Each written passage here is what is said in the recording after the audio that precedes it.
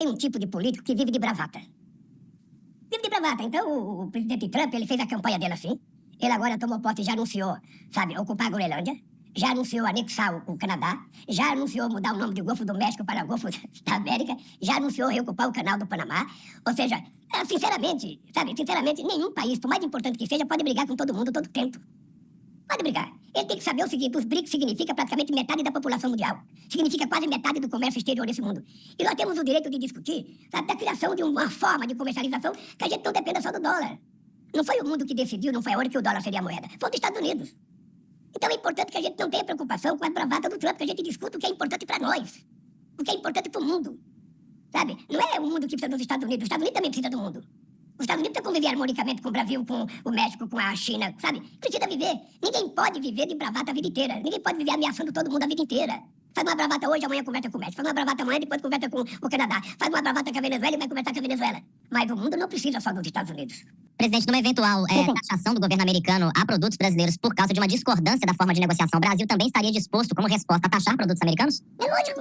É lógico, é o mínimo de decência que merece um governo é utilizar a lei da reciprocidade. Se ele ou qualquer país aumentar a taxação com o Brasil, nós iremos utilizar a reciprocidade. Nós iremos taxar eles também. Vamos ser francos uma coisa. A pergunta que fica: é válido, é inteligente criar briga com a maior potência mundial? Bota aqui nos comentários, Antônio, Major, que tá aí, Rômulo.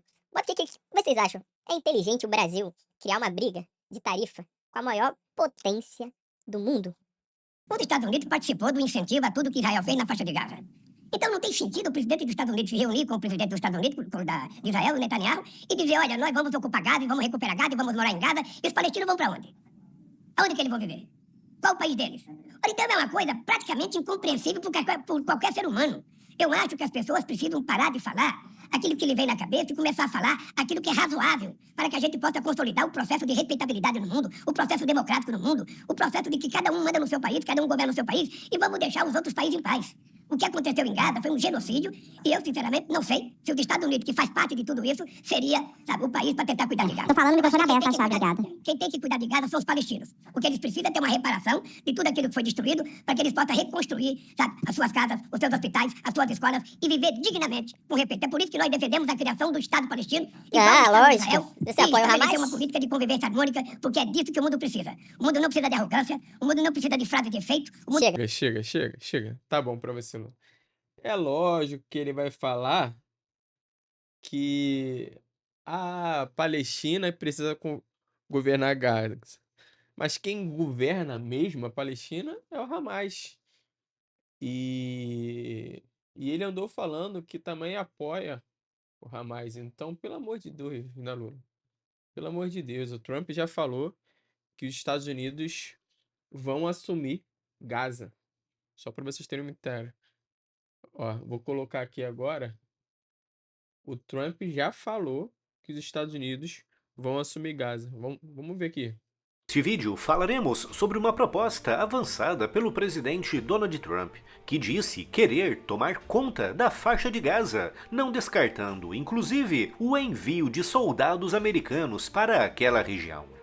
E se ainda não está inscrito no canal, inscreva-se já e acione o sino das notificações para não perder nenhuma novidade.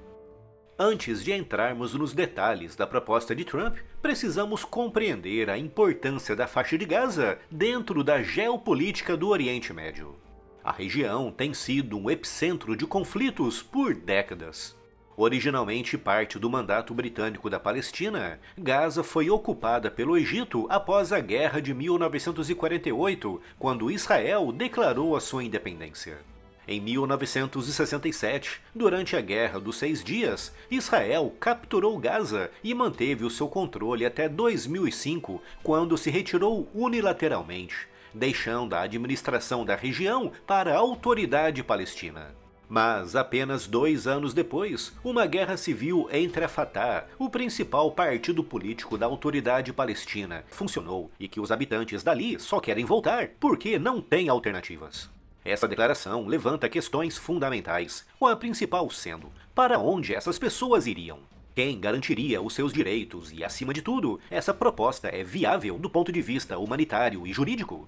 Um dos pontos mais críticos dessa proposta é a possibilidade do envio de tropas americanas para Gaza. Questionado sobre essa necessidade, Trump não descartou o uso da força militar, afirmando que os Estados Unidos farão o que for necessário para garantir a estabilidade da região.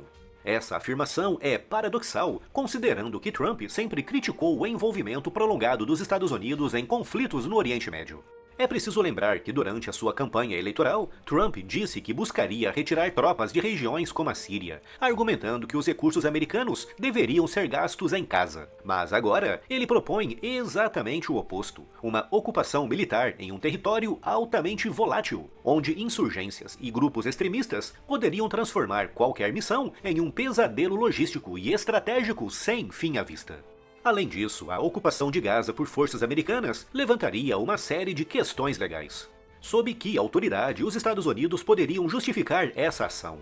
Haveria apoio de outros aliados ocidentais? E como o Congresso reagiria a uma possível missão de longo prazo? São pontos que não podem ser ignorados e que tornam essa proposta ainda mais controversa. Essa foto é legal, porque no governo Biden, Estados Unidos apoiou e ajudou Israel muito pouco, né? O Trump é primeiro ministro, primeiro presidente que ele levou na Casa Branca foi o presidente de Israel. E já falou que os Estados Unidos vão apoiar Israel. É um tapa na cara do Lula, né? Que fica do lado aí da Palestina e do Hamas. A resposta internacional ao plano de Trump foi rápida, com países como Egito e Jordânia, que já albergam grandes populações palestinas, rejeitando a ideia de absorver ainda mais refugiados, alegando que isso poderia gerar instabilidade política e social em seus territórios. A própria comunidade palestina, que historicamente resistiu a qualquer tentativa de remoção forçada, não aceitou tal plano. Mesmo dentro dos Estados Unidos, o plano enfrenta bastante ceticismo, com o senador Lindsey Graham, um dos mais influentes republicanos no Congresso, declarando duvidar que a população americana apoiaria uma missão militar para tomar Gaza. Outros membros do Partido Republicano também manifestaram dúvidas sobre os custos financeiros, políticos e militares dessa empreitada. Na sociedade americana, ainda está muito fresca a memória da guerra sem fim travada pelo país no Afeganistão, um conflito que custou quase 2.500 vidas de soldados americanos e exorbitantes 8 trilhões de dólares. Caraca. Para muitos, a faixa de 8 trilhões de dólares. Gaza representa um grave risco de se tornar uma nova guerra sem fim no Oriente Médio, drenando recursos e vidas americanas por longos e longos anos. As declarações de Trump chegam em um momento delicado, em meio a um cessar-fogo após meses de intensos combates entre Israel e o Hamas. Para os palestinos, essa ideia soa como uma nova forma de colonização e, possivelmente, um incentivo para mais violência e insurgência. Outro impacto relevante recai sobre os Acordos de Abraão, assinados durante o primeiro mandato de Trump, que normalizaram as relações entre Israel e vários países árabes. A Arábia Saudita já afirmou que não aceitará um acordo de paz sem garantias para a criação de um Estado palestino. Mas, ao propor a retirada permanente dos palestinos de Gaza, Trump está, na prática, minando qualquer chance de negociações futuras com os sauditas.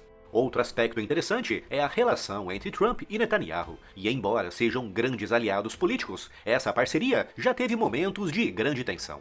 Quando Netanyahu reconheceu a vitória de Joe Biden em 2020, Trump ficou furioso e chegou a insultá-lo publicamente. No entanto, agora que está de volta ao poder, Netanyahu parece ansioso para restaurar essa aliança, principalmente se isso significar um apoio irrestrito às ações de Israel em Gaza e, acima de tudo, uma participação americana mais direta na região, algo que, se acontecer, reduzirá o custo israelense na guerra, tanto em termos financeiros como em vidas de soldados israelenses. Desde que reassumiu a presidência, Trump já reverteu restrições de armamentos a Israel, permitindo a entrega de bombas pesadas que haviam sido suspensas por Biden. Uma mudança que indica o alto nível de apoio da nova administração americana ao esforço de guerra israelense. O plano de Trump para Gaza levanta mais perguntas do que respostas. Como seria implementado? Quem financiaria essa operação? Como os palestinos reagiriam e quais seriam as consequências globais dessa decisão? A verdade é que, neste momento, essa proposta parece mais uma manobra política do que um plano concreto. No entanto, dada a influência de Trump e o seu histórico de tomar decisões inesperadas, esse é um assunto que merece acompanhamento atento. É, merece um acompanhamento atento.